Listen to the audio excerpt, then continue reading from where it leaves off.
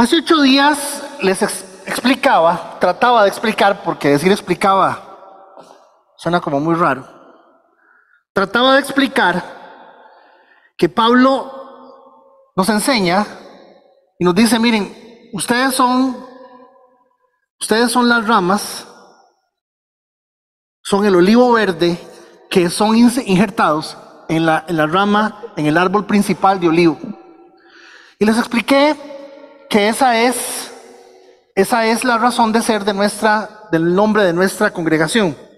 Ahora, para las personas que nos están visitando, esta es la semana 61, estamos estudiando el libro de Romanos. Realmente no lo estamos estudiando, estamos predicando y enseñando y trabajando y leyendo el libro de Romanos verso a verso, parte por parte, porque así es como el libro se escribió, completo. Voy a decirles una cosa muy tonta, pero ustedes me van a entender. Cuando lleguemos al cielo, hay 66 libros. Es muy tonto lo que les voy a decir, pero ustedes me lo van a entender. Hay 66 libros. Dios espera que Rigo llegue con 66 características que las vivió, las depuró, las aprendió aquí. ¿Sí me doy a entender? Se supone que, sigo con un ejemplo bastante tonto, pero me ayuda a ilustrar lo que estoy tratando de decir. El libro de Génesis nos ayuda a fomentar nuestra fe. Dios espera que nuestra fe nos lleve delante de su presencia. La fe que tenemos que tener tiene que ser lo suficientemente útil, no solamente para que nosotros lleguemos delante de la presencia de Dios, sino también para poder servir a Dios de una u otra manera. Entonces, si son 66 libros, hay 66 características que todos debemos de tener cuando nos presentemos delante de Dios, que Dios espera que las tengamos. Y esa es la razón por la cual nosotros seguimos siempre tratando de ir el material verso a verso, versículo a versículo. Lo que hacemos es exhaustivo, sí y no. Es exhaustivo para mí, pero nunca lo puede ser para ustedes. Porque cada vez que usted abra la palabra de Dios, Dios tiene que volverte a hablar y enseñarte a través de su palabra. ¿Me doy a entender? Es exhaustivo para mí porque cada palabra para mí cuenta, cada palabra en el idioma que se escribió, lo anoto en un papel, lo pongo en otro lado, puedo pasar horas enteras viendo casi que detalles de cosas que de alguna forma, no es que los tengo que desechar, pero que me ayudan a no salirme de lo que el texto dice. Porque es muy fácil alegorizar. ¿Qué es alegorizar? Alegorizar es decir algo que la Biblia no dice, pero que poniendo un ejemplo nos da a entender. Jesús es la puerta, sí es la puerta, pero Jesús no es una puerta. ¿Me voy a entender? Jesús no es una puerta, pero Él dijo, yo soy la puerta. ¿De qué está hablando? De que aprendamos a caminar y atravesar y entender que es hacia Él que vamos a pasar por las cosas. Entonces, hace 8 días dijimos, Pablo nos enseña. Porque acuérdense que el capítulo 9, Pablo está inquietísimo por Israel. Y en el capítulo 9, Pablo se pregunta, ¿quién es Israel? En el capítulo 10 nos aclara qué sentido tiene Israel. Y en el 11 nos dice qué va a pasar con Israel. Estamos en el versículo 11. Hoy vamos del 25 al 36 y Dios nos deja llegar, pero pienso que de alguna manera lo que tratamos de analizar la semana pasada nos da pie para ir entendiendo algunas cosas. Número uno, la salvación es un misterio. Porque como nadie se está muriendo, nadie se preocupa. Cuando usted ve una persona agonizando, cuando usted ve una persona que sabe que se va a ir, el corazón le cambia. Porque todos somos muy egoístas, todos, sin excepción, yo también. Todos somos muy egoístas. Y pensamos que porque estamos bien, el fin de las cosas es estar bien aquí. Y como hemos podido analizar, lo que Dios está tratando de mostrarnos, no es que Dios quiere que estemos mal y sentados en alambre de púas todos los días. No. Ni sacrificándonos, ni haciendo cosas extrañas. simplemente que tengamos los pies puestos sobre la tierra, porque vivimos en tiempos muy complejos y muy difíciles. Y usted no se conoce a usted mismo. Usted ni siquiera sabe quién es usted mismo. Y todo lo que Dios está tratando de hacer es de evitar que usted se destruya a usted mismo y destruya la gente que lo ama y la gente que la ama.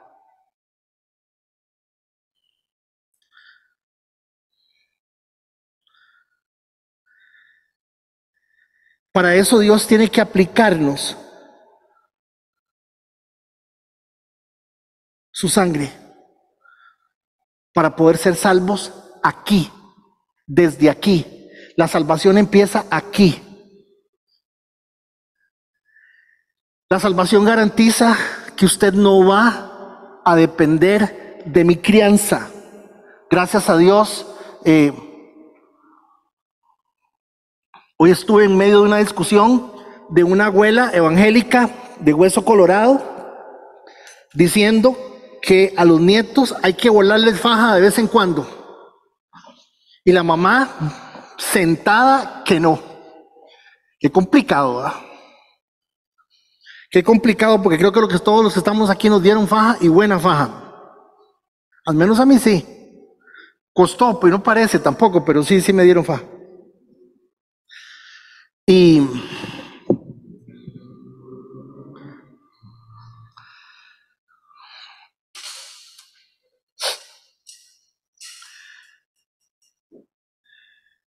yo no sé en qué momento Oscar se da cuenta de sí mismo. Yo no sé. Yo no sé en qué momento Donald se da cuenta de quién es, de sí mismo. No se sabe.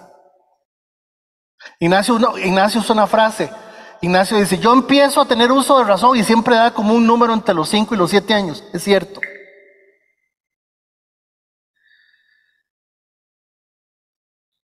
Y dependiendo de los papás que usted haya tenido, de la formación que haya tenido, usted es socialmente más adaptado o menos adaptado. ¿Me doy a entender? Si usted viviera en una sociedad con ciertas otras características y usted tuviera esas características, usted es más adaptado a esa sociedad.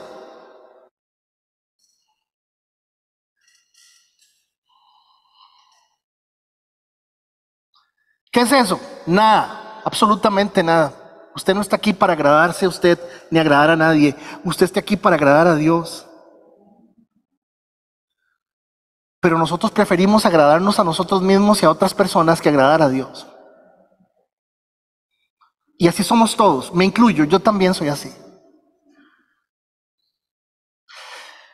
Al entrar al verso 11, damas y caballeros, al entrar al verso 11, Pablo quiere que usted entienda que en este momento se está revelando un misterio que está desconocido. Cuando la Biblia dice un misterio, no se está refiriendo a algo que usted no va a entender, está diciendo que se lo está presentando, se lo está enseñando. Y así es como Pablo quiere que usted vea exactamente lo que vamos a analizar. Pablo quiere que usted lo vea en función de lo que él mismo está a punto de poner en sus manos y demostrarle lo que es un misterio. Y claro, note que directamente hablándole a la iglesia en Roma, la iglesia en Roma, recordemos que se cree que se funda en el año 40, y el año 40 es un año demasiado cerca. El año 40 es un número muy, muy cerca a la partida de Cristo. Entonces una iglesia, es una de las primeras iglesias fundadas, y Pablo no la fundó. Pablo le está escribiendo a una iglesia que no conoce. Lo maravilloso del Espíritu Santo, que es lo que usted y yo tenemos que entender, es cómo Pablo le escribe a una iglesia que no conoce y le escribe lo que la iglesia necesita. ¿Me doy a entender? Eso es maravilloso. Porque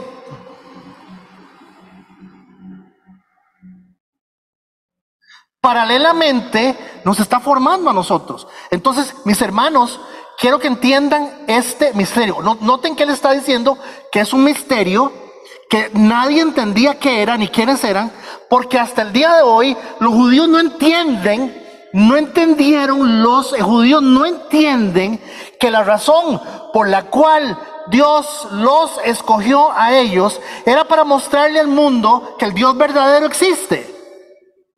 Pero ellos creyeron que lo que Dios quería hacer era la raza aria. Una de las, ayúdenme, el libro de Hitler se llama Mi lucha. El libro de Hitler es un libro muy interesante porque el libro enseña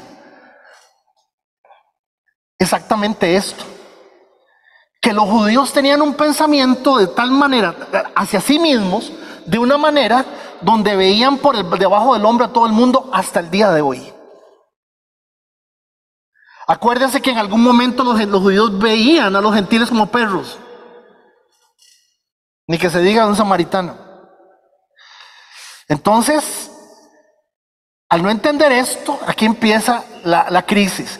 Para que no se vuelvan orgullosos de ustedes mismos, porque el problema es que los judíos son extremadamente orgullosos. Los judíos piensan que, lamentablemente, solamente ellos.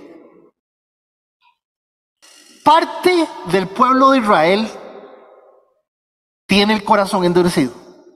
Parte, no todo. Parte. Pero solo eso durará hasta que se complete el número de gentiles que aceptarán a Cristo. Entonces yo creo que ahí inmediatamente surgen dos preguntas. Pregunta número 1, ¿cómo está Israel? Endurecido. ¿Por qué está endurecido? Está endurecido parte para que nosotros podamos hacer lo que ellos no quieren hacer por causa de su propia vanidad y por causa de su orgullo. ¿Está bien? Segunda pregunta, ¿cuál es la señal que nos muestra que el pueblo de Israel, que ya no va a ser más tratado de esa manera? Porque los gentiles están contados. ¿Quiénes se salvan? Están contados. El Señor sabe cuánta gente. Seguramente, no sé, voy a decir una cosa porque eso está de moda decirlo y me gusta decirlo y suena interesante. Podría ser que esta noche sea el conteo final de los últimos 5, para que usted me entienda. ¿Quiénes son los gentiles? Todos los que no son judíos. ¿Quiénes son los gentiles? Los que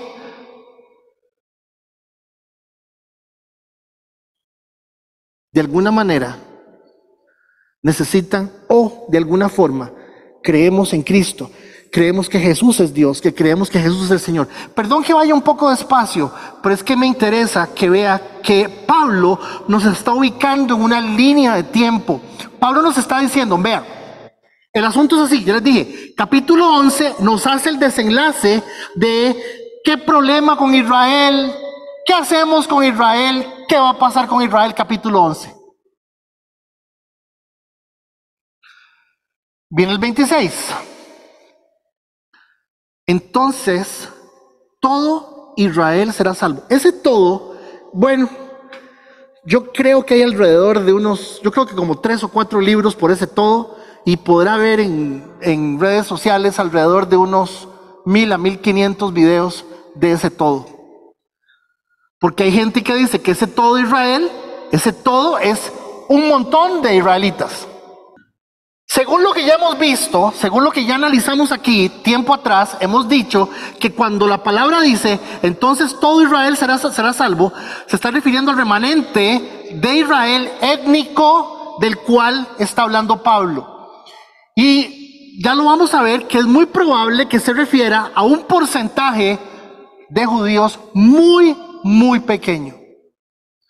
Inclusive, si ustedes ven las cosas que hemos hablado, no creo que lleguemos a 100 personas, a 100 judíos, no creo que lleguemos a esa cantidad. Lo importante es quiénes son esos judíos, dijimos, son los que queden, ese remanente. De ese todo, Israel será salvo, no se refiere en este tiempo, se refiere al tiempo del desenlace de las cosas. Entonces, cuando el texto dice todo Israel, se está refiriendo a un momento y a una cantidad de personas. Pero la palabra de Dios dice que esas personas son gente de la casa de David, gente de la casa de Natán, gente de la casa de Simei, y que tenemos representados exactamente las 4 condiciones con las cuales ya no las 12 tribus, sino al pueblo, a los profetas, a los reyes y los sacerdotes. Esas son esas, para mí, por lo que yo he visto, por el asunto de lo que ya vamos a ver. Yo dije 100 para decir un número. Pueden ser 500 o 300, pero ese todo es bastante complicado.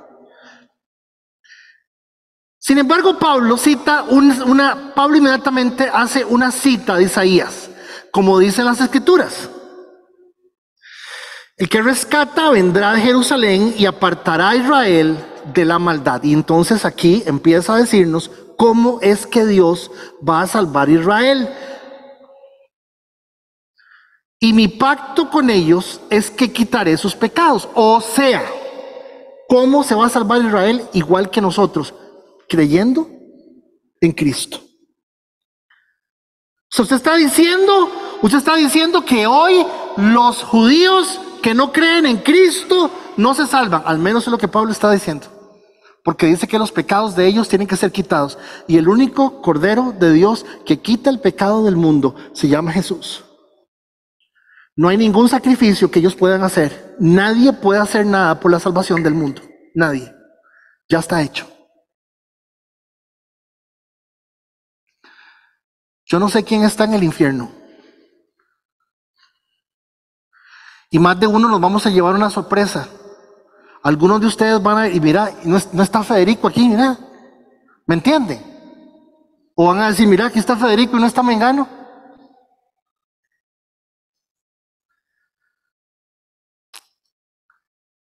Dice 11:27, y mi pacto con ellos es que quitaré sus pecados. Porque se habla del pacto de Abraham, Isaac. ¿Cuál es el pacto? El pacto es que Dios los va a salvar.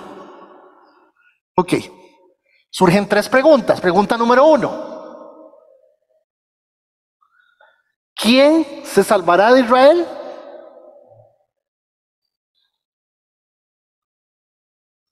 La gente que esté sin pecado.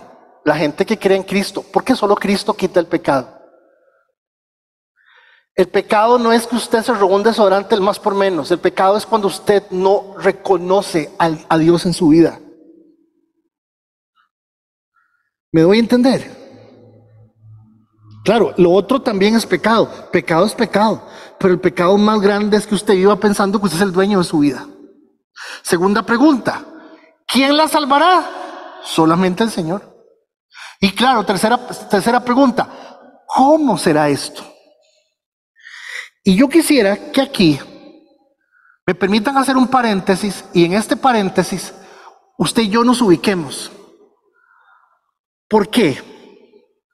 Porque, vean, la palabra lo que dice es que todo Israel será salvo. Recuerden que Pablo está desenlazando ya, nos está diciendo, vean hermanos, esto es lo que va a pasar con Israel, porque ustedes ya fueron injertados, ustedes son el olivo verde que fue injertado en la mata. Israel pues les tocará salvarse en algún momento, pero llegará el momento cuando se salven. ¿Cuándo? Y ese asunto tiene que ver con los tiempos que estamos viviendo, con el tiempo final, con el desenlace de todas las cosas.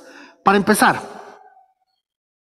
de todas las guerras que ha habido, en ninguna de las guerras, excepto en esta guerra, pública, abiertamente al mundo, jamás representando a los palestinos, ha dicho estas palabras, que lo iba a sacar en un video para que lo oyeran, donde está uno de los líderes de Hamas diciendo, Israel tiene que ser exterminada. Los que han visto noticias, los que vemos noticias, fue una declaración de las declaraciones más importantes que se pasaron. Afirmó este comandante, Israel tiene que ser exterminada. Vea, Salmo 83:3. Hacen planes contra tu pueblo amado, con intenciones de hacerle daño. Y hasta se atreven a decir, vamos a destruirlos por completo. Jamás volverá a mencionarse el nombre de Israel. Por primera vez en una guerra al mundo, públicamente, Palestina declara que Israel debe de ser completamente destruida. Y está en la palabra. Entonces, porque ya dijeron esto se acaba pasado mañana. Yo creo que no. Pasado mañana no. Pero sí nos empieza a dar indicadores importantes de las cosas que están pasando. Segundo indicador.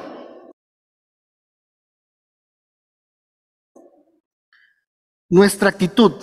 La actitud de la gente. La actitud de todos nosotros. Nuestra nueva adicción. Nuestras nuevas adicciones. El problema no son los teléfonos. El problema no es Netflix, ni una pantalla de 55 o de 70 pulgadas. El problema es el tiempo que estamos invirtiendo en nosotros mismos. El problema es cómo nos vemos nosotros a nosotros mismos en relación, y que yo creo que yo tengo derecho a mi espacio, a mi tiempo, a lo mío, a cómo yo hago las cosas y a cómo yo veo las cosas.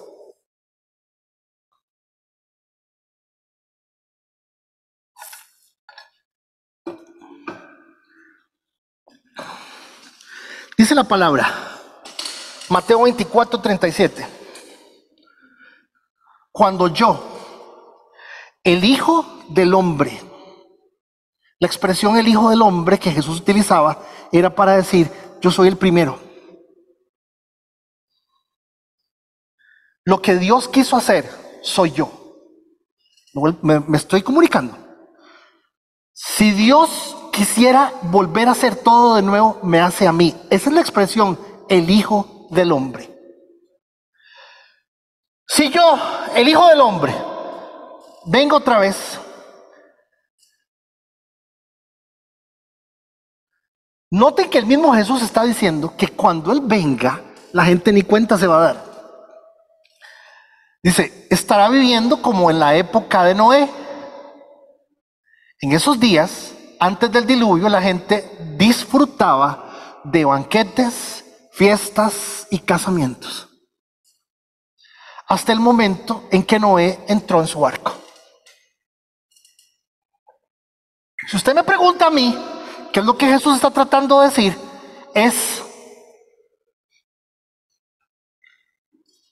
Nosotros no perseveramos para ser salvos, no, porque somos salvos. Perseveramos. ¿Me estoy comunicando? Una de las características de que usted es salva, de que usted es salvo, es que usted persevera.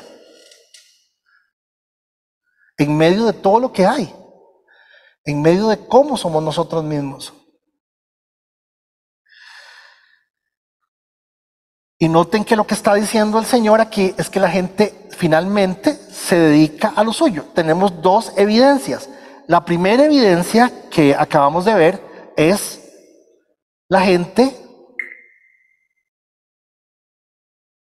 en esta guerra, particularmente en esta, es la primera vez, seguramente lo han dicho miles de veces, pero nunca al mundo entero, Israel debe ser destruida. Número dos, el problema no es su teléfono, el problema no es su televisor, el problema es usted. La gente no es adicta a lo que consume, la gente es adicta a sí misma con eso que consume. ¿Me escuchó? Número tres.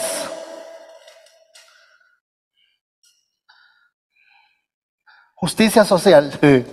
Justicia social, la frase más compleja de usar en este momento. Tengo un amigo muy cercano que la hija es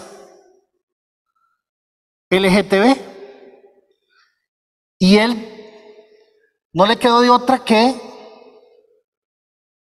hacerse un grupo de gente con hijos LGTB y ahora está dando charlas demostrando que la Biblia está equivocada y demostrando que la Biblia tiene muchos errores con tal de que se entienda que la chiquita es LGTB, que la chiquita es homosexual y que no hay ninguna condena para ella. Perdónenme, damas y caballeros, metas esto en la cabeza. 1, usted peca porque quiere. Gracias. 2, todos aquí pecamos. 3, aquí no hay ninguna persona que no necesite la misericordia y la sangre de Cristo todos los días. Y la sangre de Cristo no es un amuleto. Usted no puede cubrir a nadie con la sangre de Cristo porque eso es brujería. ¿Me escuchó? La sangre de Cristo no cubre a nadie. La sangre es para que usted levante la cabeza y diga, hoy también Dios me perdonó.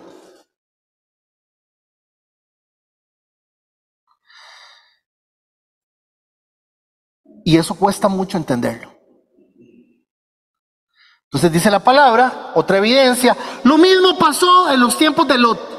En la ciudad de Sodoma, la gente comía y se divertía, compraba y vendía, sembraba y construía casas.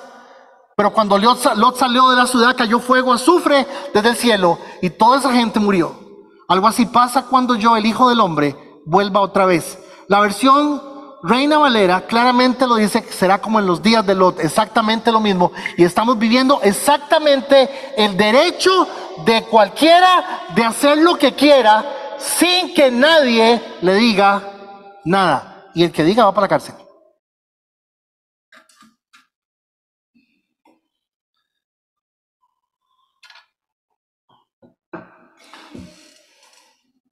En medio de toda la polémica, Jorge Mario Bergoglio se dejó decir, que por cierto no fue él firmó se llama Fiducitas, no recuerdo.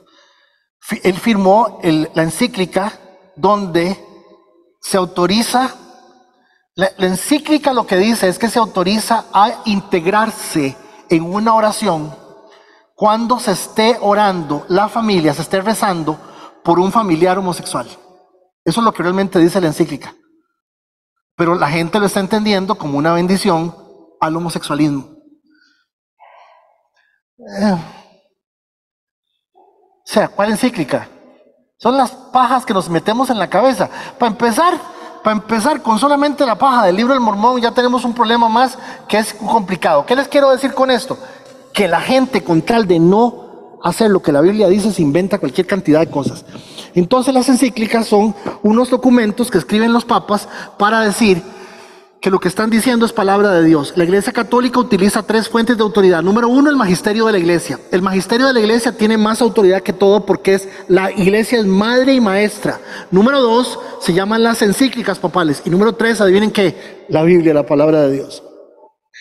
Entonces la Biblia debe ser interpretada a la luz de la encíclica y el magisterio de la Iglesia. Hermanos, perdónenme, peor estamos nosotros.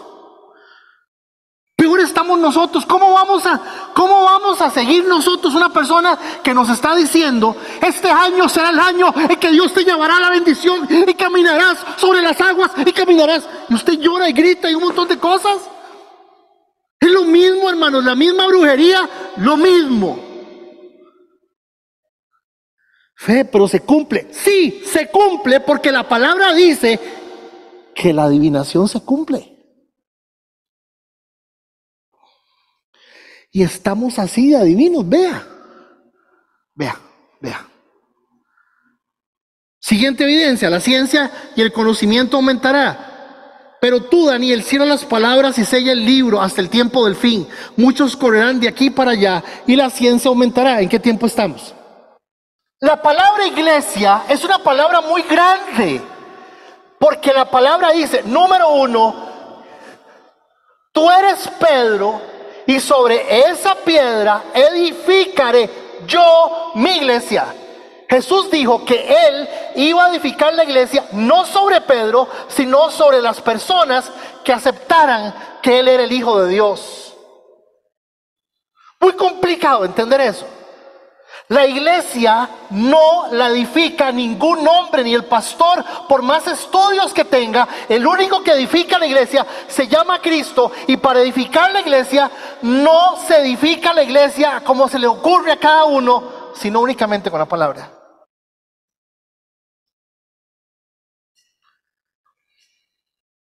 Es que la iglesia tiene que pasar por la gran tribulación. No sé.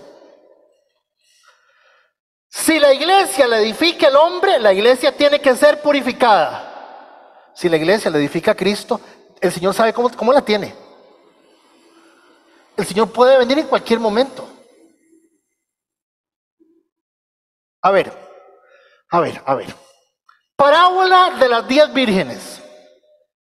5 vivas y 5 babosas. Para que usted me entienda, versión olivo verde. Chiquillas, ¿qué sueño? No aparece papi. Chiquillas, ¿qué sueño? Sí, ¿verdad? ¿Y qué lo ganan ahí? Trajimos una botellita aquí de aceite, ven. ¿Cómo una botellita? Nosotros andamos un galón. 5 con galón de aceite y 5 con botellita de aceite. Entonces la palabra dice que las que tenían el aceite le pegaron un susto a las que no tenían aceite. Entonces se van por donde el chino, en carrera a las 5 a comprar aceite. A ver, hermanos, se van a comprar aceite. Cuando vienen, llega el novio. Entran a los aposentos con el novio. Cierran la puerta, llegan de donde el chino. ¿Qué fue lo que les dijo el novio? ¿Qué aceite compraron, chiquillas? ¿Sabe qué les dijo? ¿Y ustedes quiénes son? Nunca les reclamó el aceite, sino el hecho de que no estuvieran. No fue el aceite.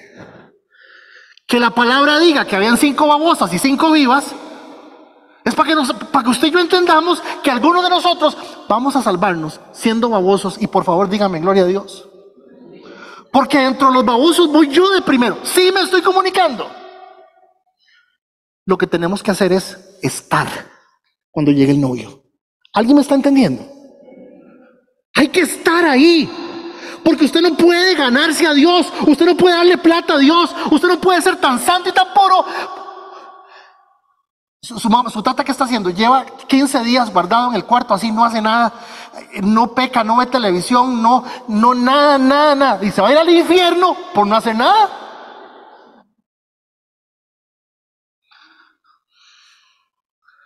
Porque la Biblia dice claramente que tan malo es el que hace como el que no hace. Y como todos somos tan buenos, adivinen qué. Estoy seguro que el infierno está lleno de gente buena. ¿Y usted qué hacía? Nada, fumaba, ¿no? Bebía guaro, ¿no? Decía puchis, jamás, Dios libre. ¿Y por qué está aquí? Porque no dice nada. Nada, para nada. O sea, seamos sensatos, hermanos. Entonces, por favor, atención. Solamente hay una iglesia. Y en esa iglesia se adora a Cristo. La adoración no son las canciones. La adoración es lo que usted hace cuando está solo. ¿Escuchó? La adoración no son cómo usted canta. La adoración es cómo usted vive. 2, solamente hay una iglesia. Y la iglesia del Señor depende totalmente de la obra del Espíritu Santo, que nos convence de pecado, justicia y juicio todos los días a través de la palabra escrita. La única iglesia del Señor es tan humilde, que no necesita que nadie le diga que Dios le está hablando, porque sabe que la palabra es suficiente para el corazón, es lo que necesita. Si no podemos procesar lo escrito, ¿cómo vamos a procesar lo que nos dicen que es palabra de Dios?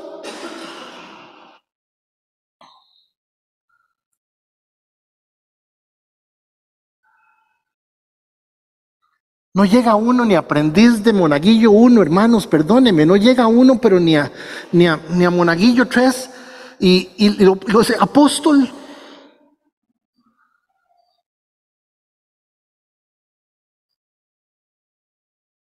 Como apóstol.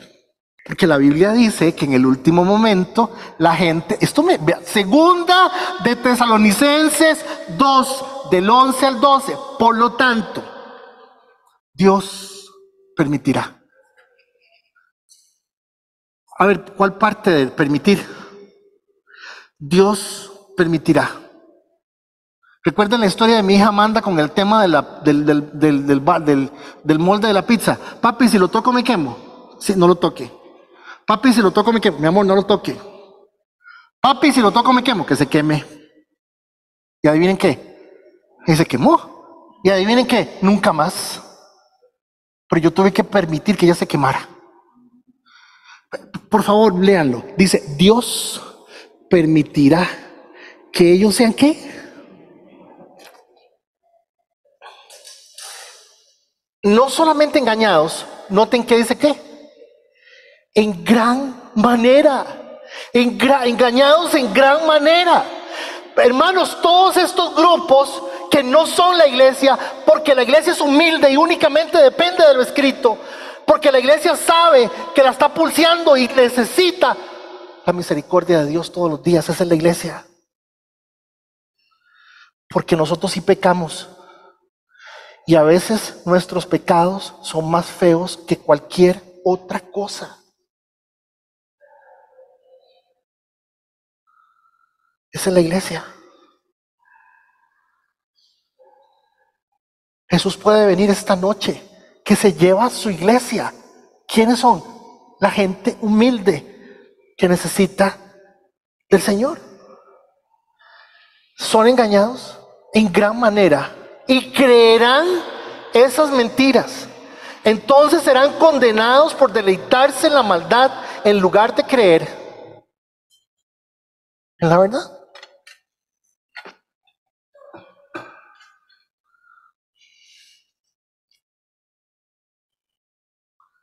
Tengamos cuidado hasta con las cosas que cantamos. Estamos constantemente hablando de que hay canciones que no hablan de Dios, hablan de nosotros, y que la novia nuestra, nuestro objeto de placer, se llama Dios y tiene que suplirnos todo, resolvernos todo. Tenga cuidado con lo que canta,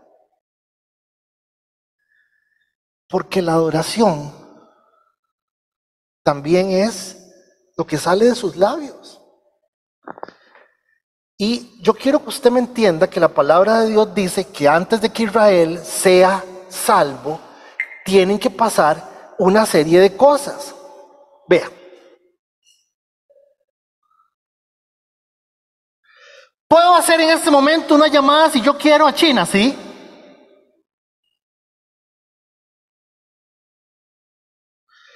Puedo ver lo que está pasando en este momento en Uruguay, ¿sí? Nunca antes en la historia de la humanidad hemos estado tan cerca de verlo todo tan claramente. Entonces la palabra dice que hay un tiempo en donde este evangelio, ojo, el evangelio, no la charlatanería, el evangelio del reino se va a predicar en todo el mundo. Oigan esto, ¿cómo qué? Como testimonio a todas las naciones, y entonces vendrá el fin. Aún en Corea del Sur, pero en Corea del Norte, que están cerrados, tienen internet, y alguien va a oír a alguien predicando el evangelio. Lo que pasa es que no se está predicando el evangelio, se está predicando los consejos bonitos. Y a la gente le gustan los consejos bonitos, porque los consejos bonitos no incomodan.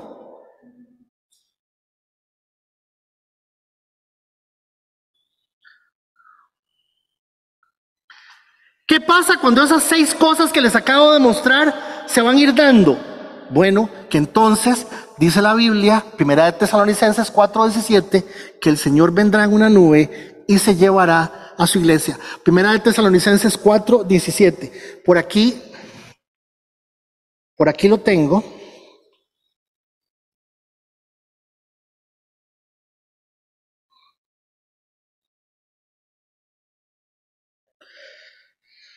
Luego junto con ellos nosotros los que aún sigamos vivos sobre la tierra seremos arrebatados en las nubes para encontrarnos con el Señor en el aire. Entonces estaremos con el Señor para siempre.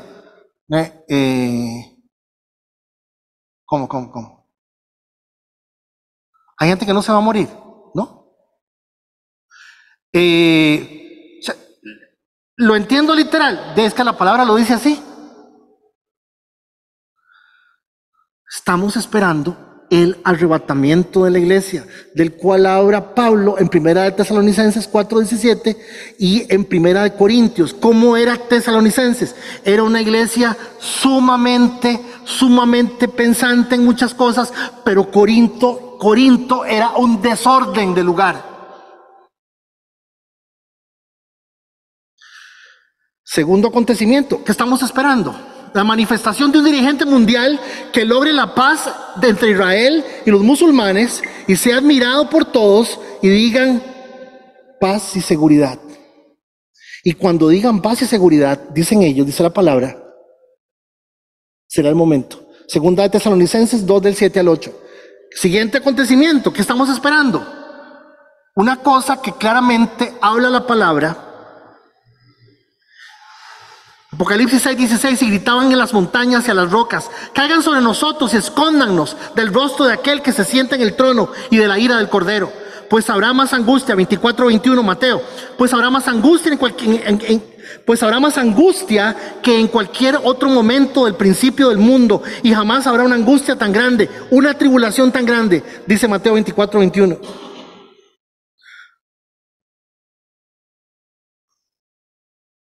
Y aquí viene uno de los posibles momentos en que podría ser que Israel sea salvo.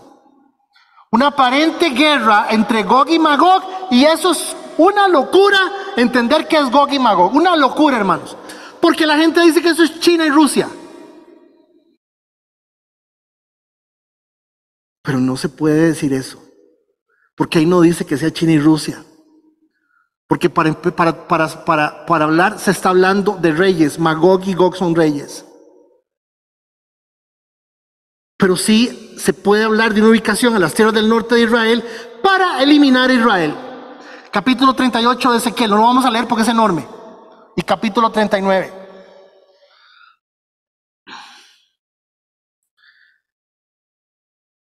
Apocalipsis 12:17 dice que va a haber una terrible abominación. La abominación desoladora, hermanos, no es otra cosa que algo que va a hacer el anticristo con la gente, con la iglesia. La batalla de Armagedón, Apocalipsis 19. Juicio a las naciones.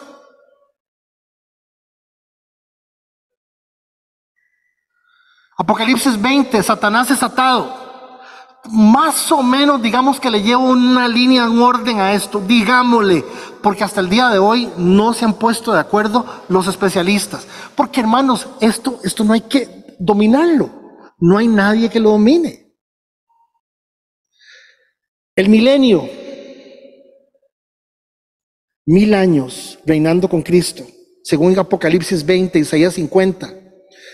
Aquí está la última batalla final, hablando antes de los 1000 años para poder que Israel se salve. ¿Será ese momento? No se sabe.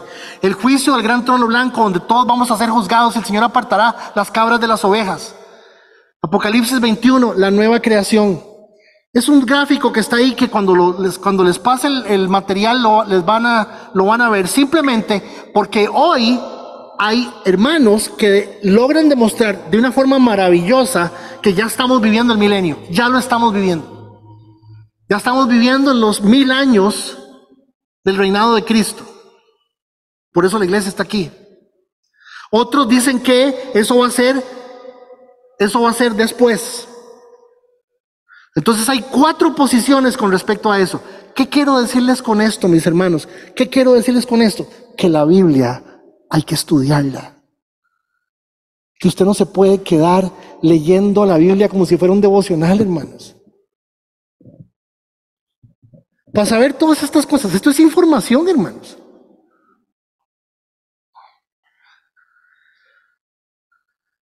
¿Qué es lo que usted tiene que entender? Número 1, que Dios nunca se contradice. Nunca se contradice. Véalo, versículo 28. Dimos toda esta vuelta para caer en el versículo 28 y Pablo explicando, muchos del pueblo de Israel ahora son enemigos de la buena noticia del evangelio. Y eso los beneficia a ustedes, los gentiles. Sin embargo, ellos todavía son el pueblo que Dios ama, porque Él eligió a los antepasados, Abraham, Isaac y Jacob. Verso 29. Porque lo que Dios nos da, dones, lo que Dios nos da y su llamado son irrevocables. Ni Israel está desechado, ni nosotros tampoco. Vean qué importante esta frase en el verso 29. Ustedes, los gentiles, antes eran rebeldes contra Dios, pero cuando el pueblo de Israel se rebeló contra Él, Dios tuvo misericordia de ustedes y no de ellos.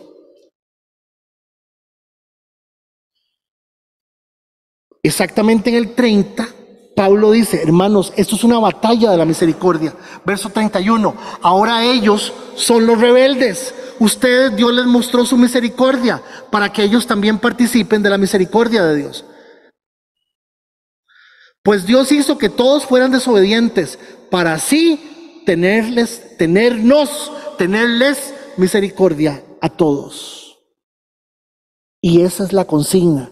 Número 1, entender que estamos en esa condición donde se necesita esa misericordia. No entendí, tranquilo, vea lo que dice Pablo. Vea lo que dice Pablo. Así que hace todo esto, desde el capítulo 9, 10 y 11, se da el gusto y el lujo, el Espíritu Santo, de a través de Pablo, y hacer esto. Qué grande es la riqueza, la sabiduría y el conocimiento de Dios.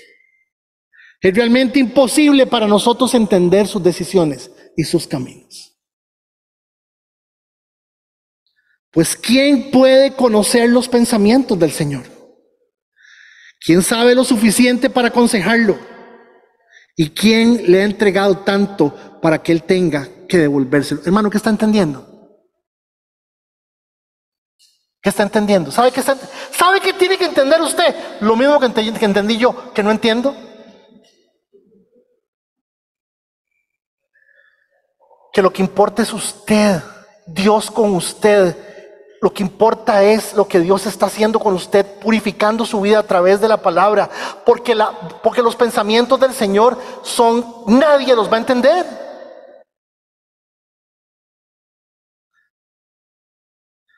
Ve el 35. ¿Quién tiene derecho a ser salvo? Nadie.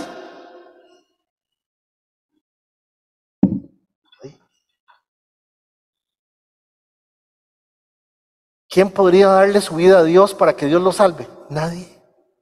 Nos salva por puro amor, porque nos ama. Porque Él cuenta con usted. Porque Jesús vino a romper la maldición que había al haberle a Adán entregado el reino al diablo.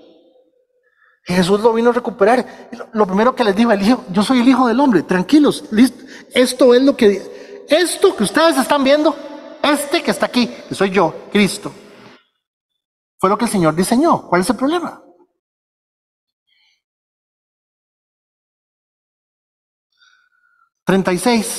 Termino.